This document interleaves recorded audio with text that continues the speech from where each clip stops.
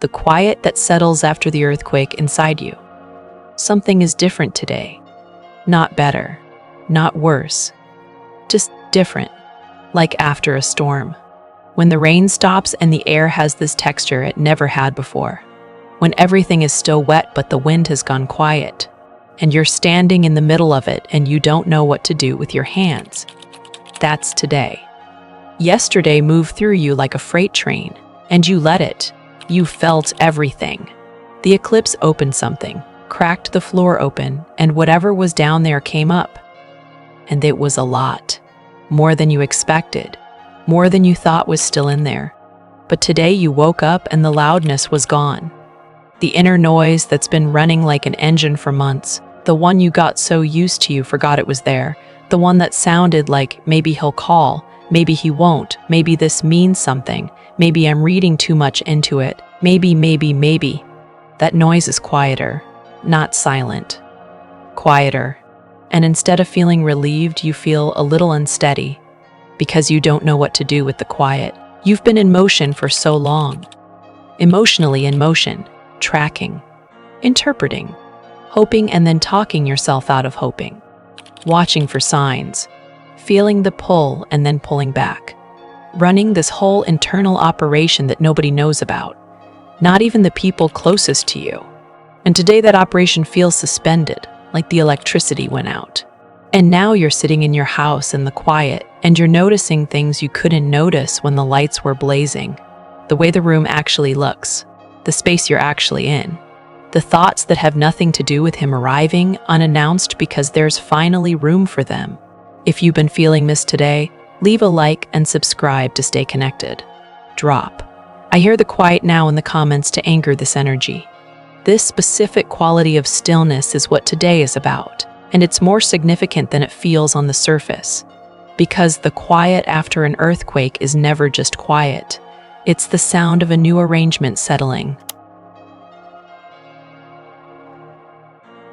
Yesterday, March 3rd, the full moon in Virgo became a total lunar eclipse, a blood moon.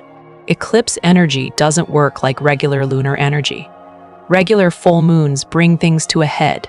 They amplify, they illuminate, they create emotional peaks that rise and fall in a day or two. But eclipses are different. They function more like cosmic surgery. They cut something out, or they reveal something that was already there but couldn't be seen. And the cutting happens fast. Faster than you can process in real time. That's why today feels strange. You're in the aftermath. The anesthesia is wearing off. And you're looking at the internal landscape and noticing what shifted without fully knowing yet what the surgery actually did. The eclipse was in Virgo. Virgo doesn't deal in vague impressions. Virgo is precise, discerning. Virgo sees exactly what's working and what isn't. Virgo strips away wishful thinking and shows you the facts of the situation. Not cruelly, but clearly. It's the part of the zodiac that is genuinely interested in what's real, regardless of whether what's real is what you hoped for. And at the same time, Venus in late Pisces is forming a sextile to Uranus today.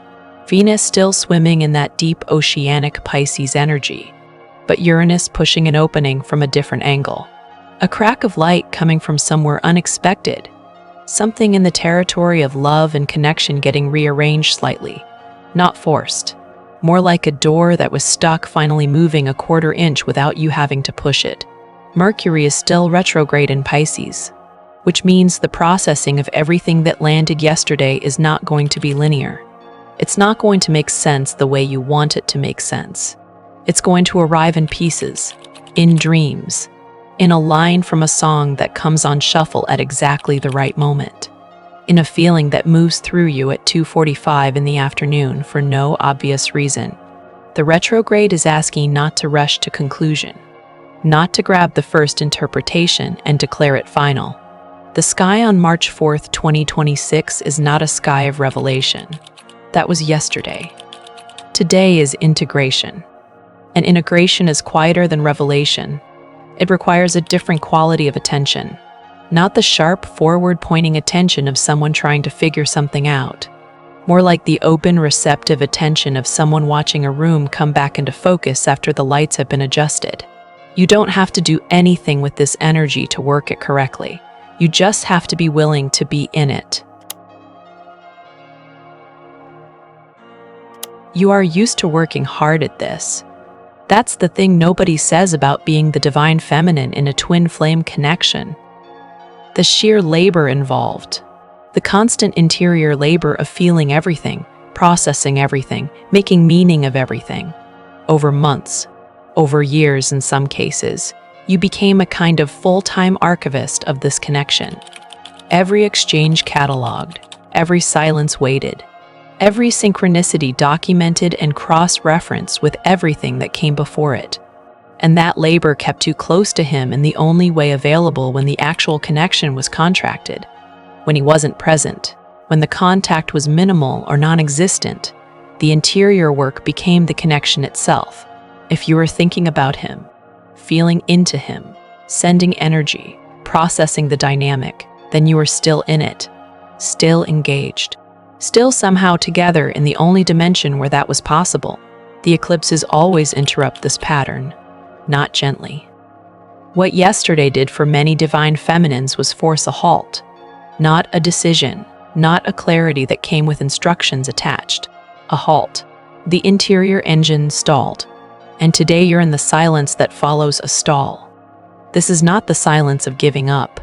This is the silence of something completing a cycle. There is a concept in Jungian psychology called enantiodromia.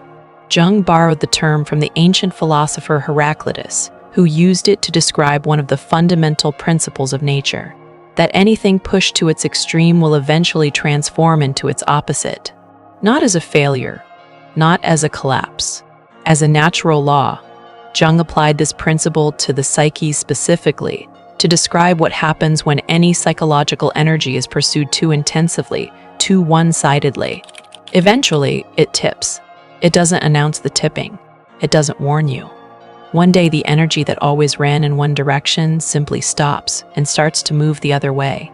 You've been all in on this connection for a long time, fully in, with everything you had. The enantiodromia principle says that the intensity of that focus itself eventually generates its own reversal, not because you decided to stop, not because you ran out of love, but because the psyche has its own self-correcting intelligence, its own homeostatic wisdom that operates underneath conscious choice. At a certain point, it simply redirects. The quiet you're feeling today is not emptiness. It's enantiodromia, the energy that ran outward, toward him, toward the analysis, toward the hope and the grief and the tracking and the waiting.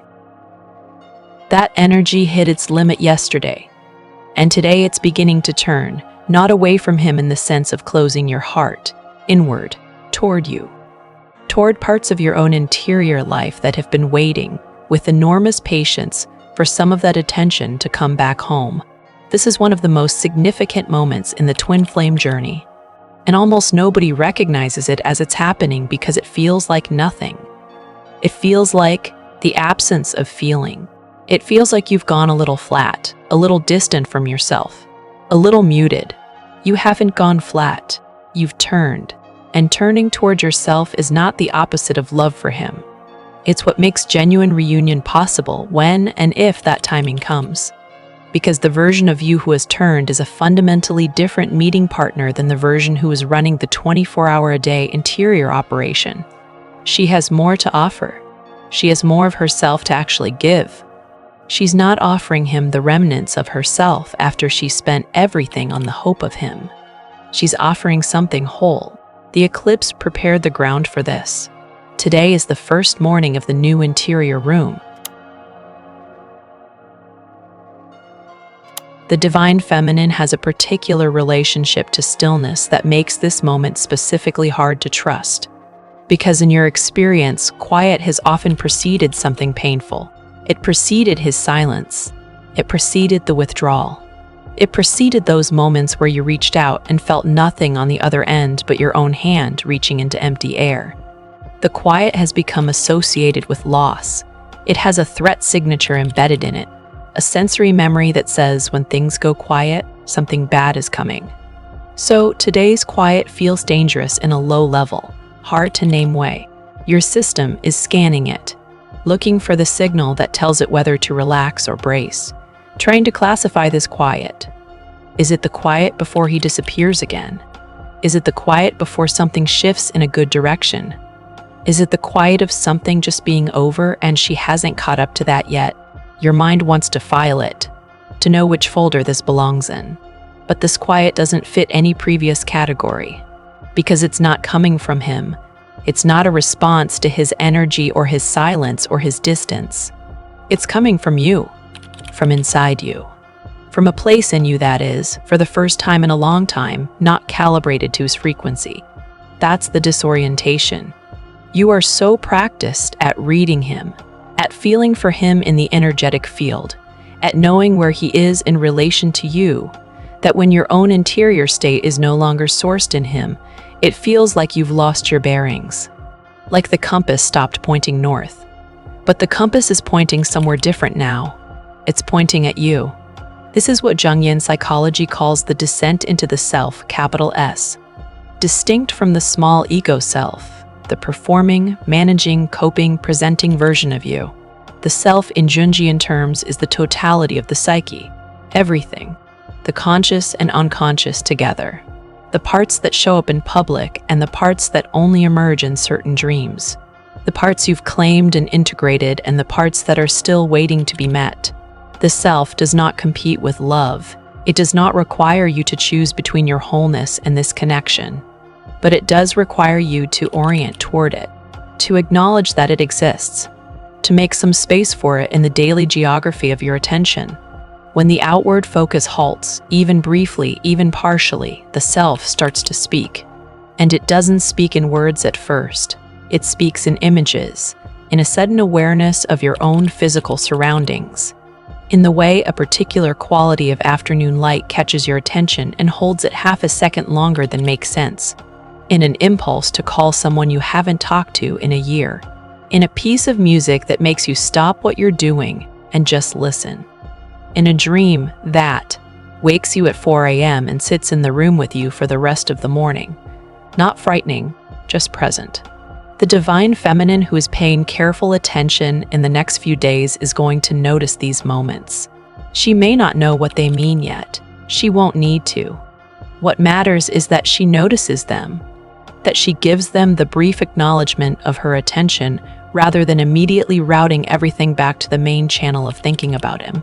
Each small act of inward attention in this period is an act of individuation, and individuation is the actual work, not the work of getting him back, not the work of making herself more lovable or more healed or more spiritually advanced so that he'll show up, the work of becoming more fully herself, which is, paradoxically, the only thing that creates the conditions for genuine union rather than the merging she was attempting earlier in the journey out of longing and fear combined.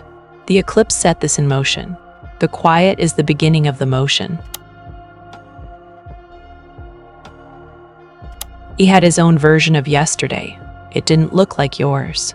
From the outside, it probably didn't look like anything at all. He didn't sit with the feeling consciously. He didn't name it. He didn't have a moment of explicit, articulated internal reckoning. But the eclipse got him too. The blood moon in Virgo has a specific quality when it moves through a twin flame masculine, because Virgo is the sign of honest inventory, of looking at what's actually in front of you rather than the story you've been telling yourself about it. Virgo's eclipse energy applied to a man who has been avoiding self-examination functions like a sudden, unexpected clarity of vision. The fog he's been using to make himself comfortable suddenly thins. And for a moment, just a moment, he sees the situation with the same precision Virgo sees everything. Something landed in him yesterday, an image of you at an unexpected moment, a thought that arrived fully formed and wouldn't be argued with, a feeling of something missing that was so specific and sudden that it bypassed his usual defenses and got through.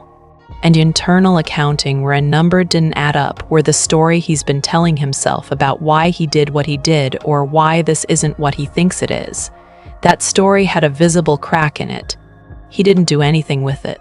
This is the crucial distinction to understand if you're trying to read him accurately right now. Noticing for the divine masculine is not the same as acting on what's been noticed. There is a gap between internal recognition and external movement in him that can feel impossible to comprehend from the outside. He can see something with complete internal clarity and still not move toward it. He can know what's true and still spend 3 more weeks managing around that knowing. This is not stupidity. It is not cruelty. Jung had a specific term for this dimension of the masculine psyche. He described what he called the undeveloped feeling function, which he saw as a culturally reinforced psychological pattern in many men. Not an absence of feeling. Men feel. They often feel with tremendous depth and intensity, but the feeling lives in a separate room from the conscious personality. It's not integrated.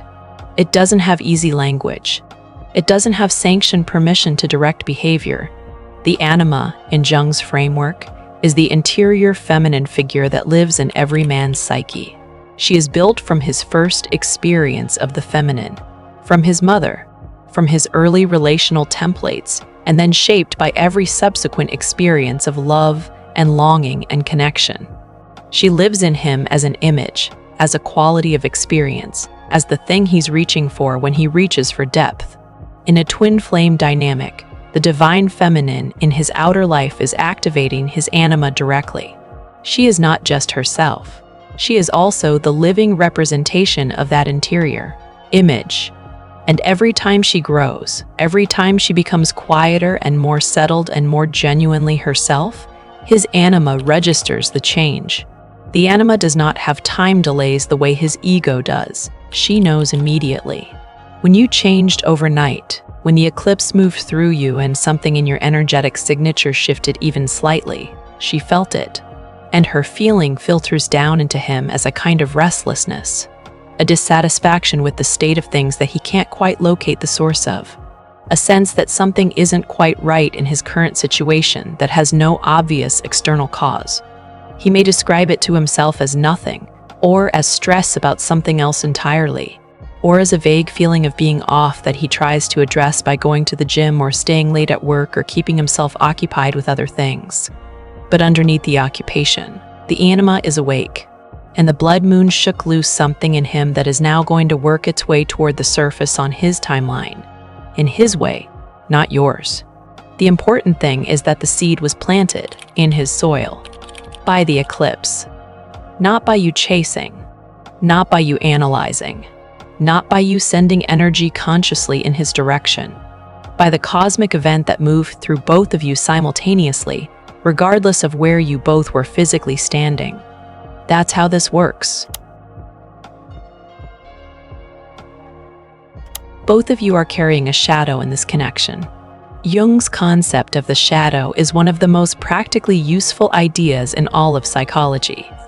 The shadow is not the villain. It's not the evil twin. It's the unconscious repository of everything the ego has decided it cannot hold, everything that doesn't fit the self-image the conscious personality has constructed. Not pathology, just the parts that got shoved into the basement when they seemed too messy, too contradictory, too much. For the divine feminine in this connection, the shadow frequently holds several things in tension. It holds her anger, the full-throated, unmanaged anger at the situation, at him, at herself for staying in the hoping. She may have accessed pieces of this anger consciously, processed it, worked on it. But the shadow version is the unedited anger that still thinks it's perfectly reasonable to be furious. The anger that doesn't need to be spiritually justified or psychologically contextualized first. Just the raw animal anger of a woman who knows she deserved better from someone she gave everything to.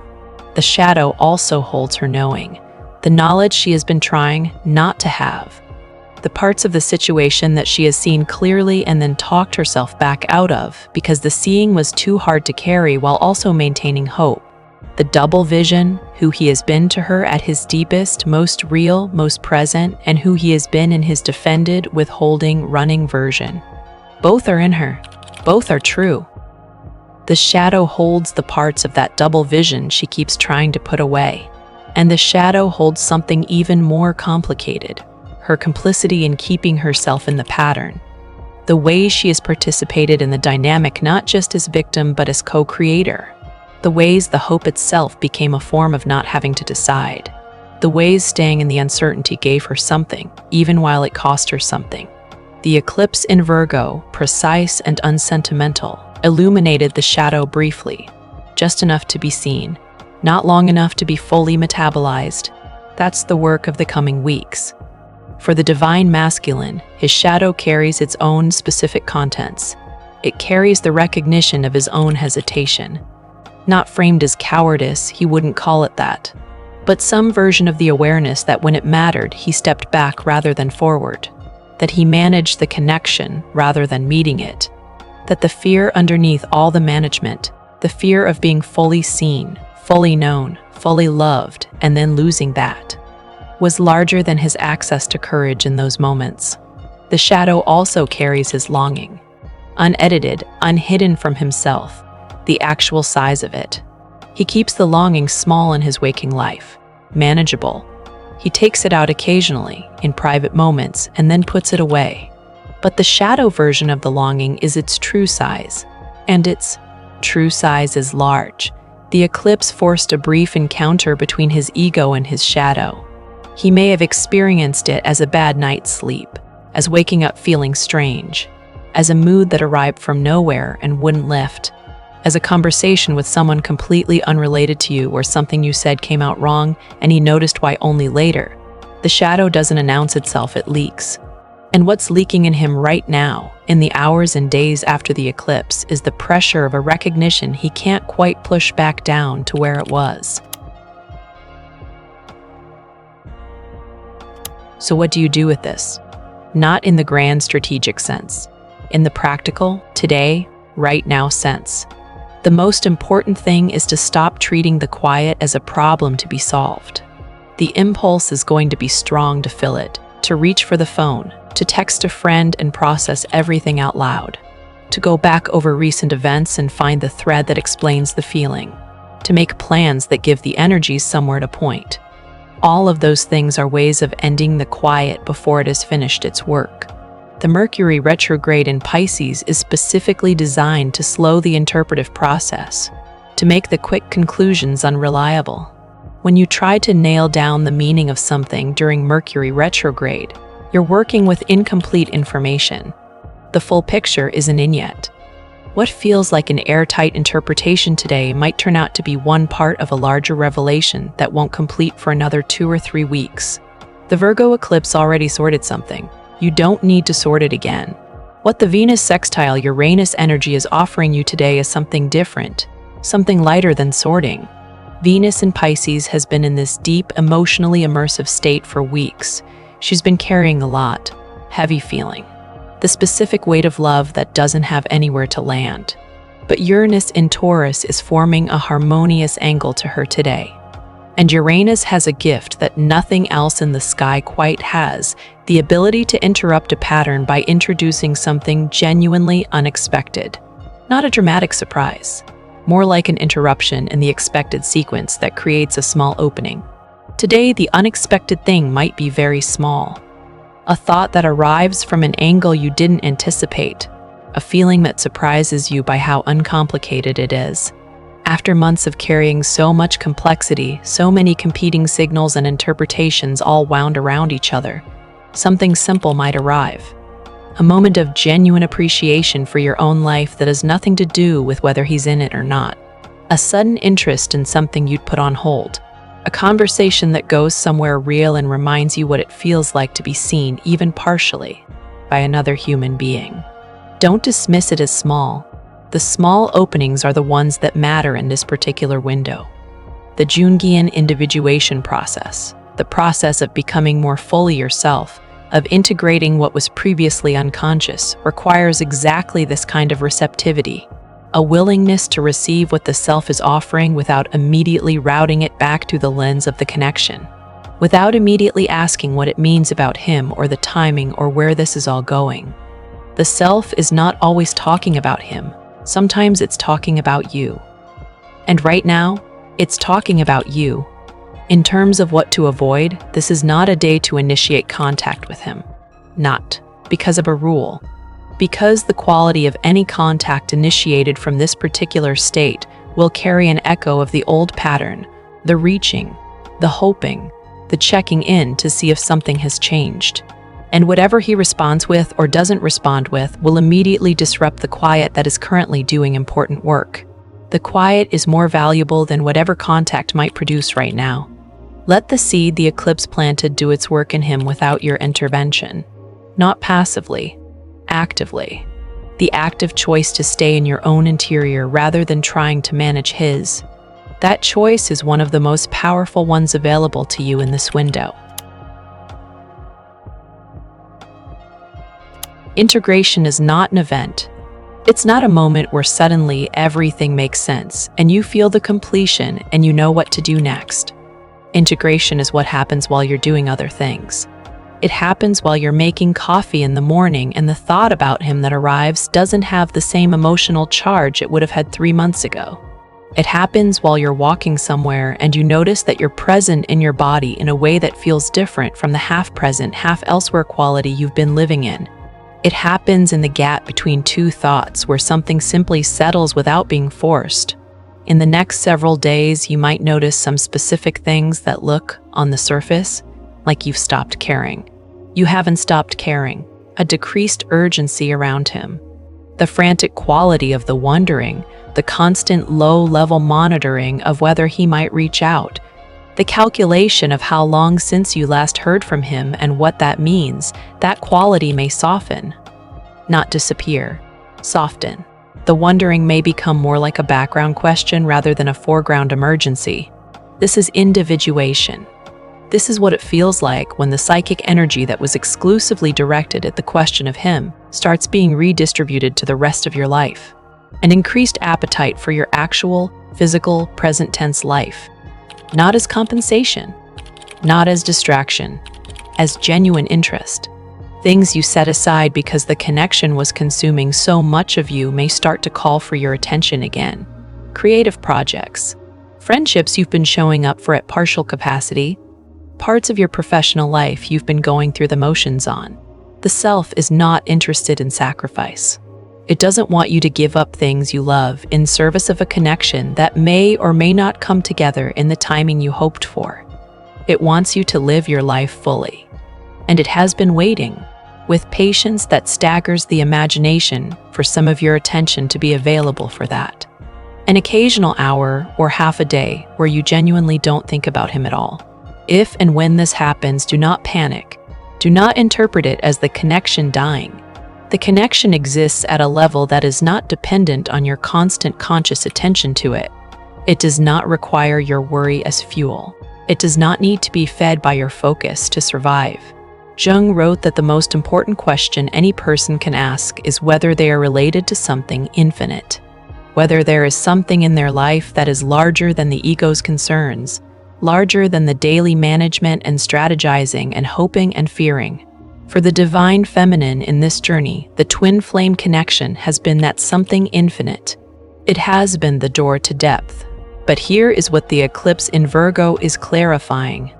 The infinite is not only accessible through him. You are your own door to your own depth. The connection activated it. He was the catalyst. But the depth belongs to you. It always did, it always will. What you're integrating in this quiet is not a loss of him. It's a claiming of something you've always had but couldn't access while you were pouring everything outward. For him, this same period is an internal pressure that will work on its own timeline. He is not having an experience of quiet. He is having an experience of low-level restlessness that he can't quite locate the source of. The settling is yours. The agitation is his, which means the power differential, energetically speaking, has shifted. Not shifted as in she wins and he loses. Shifted as in the one who is grounded holds the field. The one who is grounded doesn't need to seek anything from the one who is agitated because the grounded one is already full. And the agitated one is, unconsciously, gravitating toward the field of the grounded one. Not necessarily consciously. Not necessarily in any way that will immediately show up as action on his part. But the gravitational pull has changed. It changed when the eclipse moved through you. It deepened when you woke up this morning in the quiet. It deepens further every hour you spend in your own life, in your own interior, in your own creative and relational and professional world, without forcing anything in his direction. You are not waiting anymore. That's the shift. You're not waiting, you're living. And the difference between those two states is the entire difference. The woman who is waiting is magnetic in the way that a held breath is magnetic. She is holding something, and everyone around her is unconsciously waiting for the exhale. There is a kind of suspended energy in her that reads as longing and incompleteness. The woman who is living fully in her present tense is magnetic in a completely different way. She is complete in herself right now. She is not incomplete without something that hasn't arrived yet. She is not organized around a hoped-for future. She is here. And here, in a world full of people who are not here, who are elsewhere in their minds and hearts and attention, is the rarest thing. He is somewhere in his world right now, still carrying what the eclipse gave him yesterday. And somewhere in him, at a level below the ego's management strategies, something in him knows where the ground is. It knows it's you. It doesn't know what to do with that knowing yet. But it knows. Stay in the quiet. Not forever. Not as a strategy of withdrawing or making yourself scarce. As a practice of coming home. Every time you feel the pull to go outward, to track, to interpret, to reach, and you pause and come back to yourself instead, you are doing the most important work of this journey. The earthquake did what it came to do. The quiet is the answer to the earthquake. Stay in the new room. Look around. Something is here that wasn't here before. Give it time to show you what it is. You are not waiting anymore. You are arriving.